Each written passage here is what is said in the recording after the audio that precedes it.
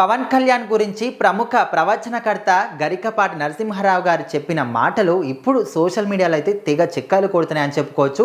ముఖ్యంగా ఆయన చెప్పిన ఈ వీడియోని పవన్ కళ్యాణ్ అభిమానులు ఎవరైతే ఉన్నారో వాళ్ళు విపరీతంగా షేర్ చేయడం, కామెంట్లు చేయడం అనేది ఇప్పుడు ప్రజెంట్ సోషల్ మీడియాలో జరుగుతుంది.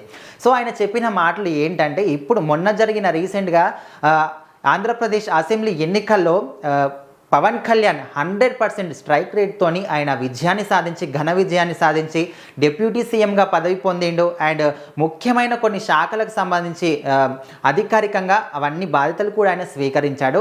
సో మొత్తంగా కూటమికి సంబంధించి మనం చూసుకున్నట్లయితే 164 స్థానాల్లో టీడీపీకి సంబంధించి 134 అండ్ జనసేన పార్టీకి సంబంధించి 21 స్థానాలు, బీజేపీకి సంబంధించి 8 స్థానాలు. వీళ్ళందరూ కూడా ఘన విజయం సాధించి ఇప్పుడు అక్కడ ఆంధ్రప్రదేశ్లో గవర్నమెంట్ని అయితే ఫామ్ చేశారు. సో వీటి మొత్తంలో మనం చూసుకున్నట్లయితే ముఖ్యంగా ఇక్కడ పవన్ కళ్యాణ్ గురించి మనం మాట్లాడుకోవాలి. ఆయన ఎక్కడైతే పోటీ చేశాడో 23 స్థానాల్లో, ఇక్కడ 23 స్థానాల్లో పోటీ చేసి 23 స్థానాల్లో గెలుపొందాడు. 2 ఎంపీ స్థానాలు, 21 అసెంబ్లీ స్థానాలు. సో ఎవరు కూడా ఇంతవరకు మన రాజకీయ చరిత్రలోనే ఇక్కడ 100% స్ట్రైక్ రేట్తోని ఘన విజయాన్ని సాధించిన వాళ్ళు ఏకైక వ్యక్తి పవన్ కళ్యాణ్ అని చెప్పుకోవచ్చు. సో ఆయన గురించి గరికపాటి నరసింహారావు గారు చెప్పిన మాటలు ఎట్లా ఉన్నాయంటే, భగవంతుని మీద చిత్తశుద్ధి ఎవరికైతే ఉంటుందో భగవంతుని లీలలు ఇలాగే ఉంటాయి. ఎవరైతే మళ్ళీ గెలుపొందుతారు అనుకున్నారో వాళ్ళు అసలు అక్కడ జాడ కూడా లేకుండా వెళ్ళిపోయారు. ఎవరైతే జాడ ఉండదు అనుకున్నారో వాళ్ళు ఇప్పుడు విజయాన్ని సాధించారనే విధంగా నేను చెప్పడం జరిగింది.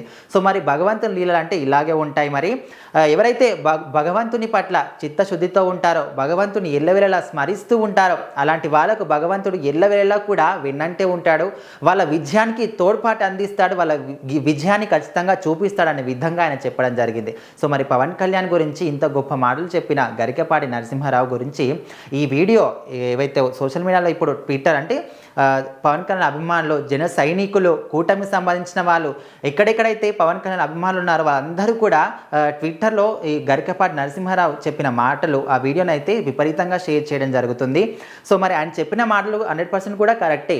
మళ్ళీ జగన్మోహన్ రెడ్డి గెలుస్తాడని చాలామంది అనుకున్నారు. కాకపోతే ఆయన అసలు అతి దారుణంగా ఓడిపోయి 11 సీట్ల గెలుచుకొని ముఖం కూడా చూపించలేనంత దారుణంగా ఆయన ఇంటికే పరిమితమైన రోజు మనం ఇప్పుడు చూస్తూ ఉన్నాం.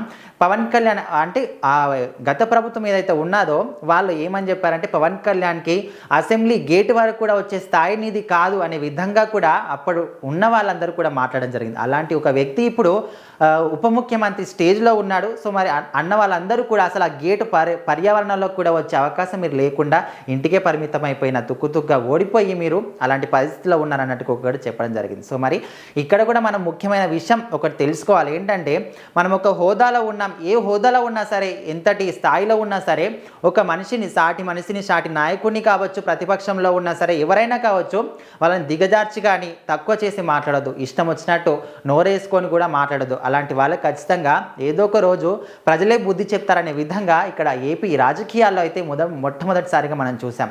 సో దీన్ని బట్టి మనం తెలుసుకోవాల్సింది ఏంటంటే, ఎప్పుడు కూడా ఒక మనిషిని తక్కువ చేసి మాట్లాడొద్దు అనే విషయాన్ని అయితే మనం తెలుసుకోవాలి.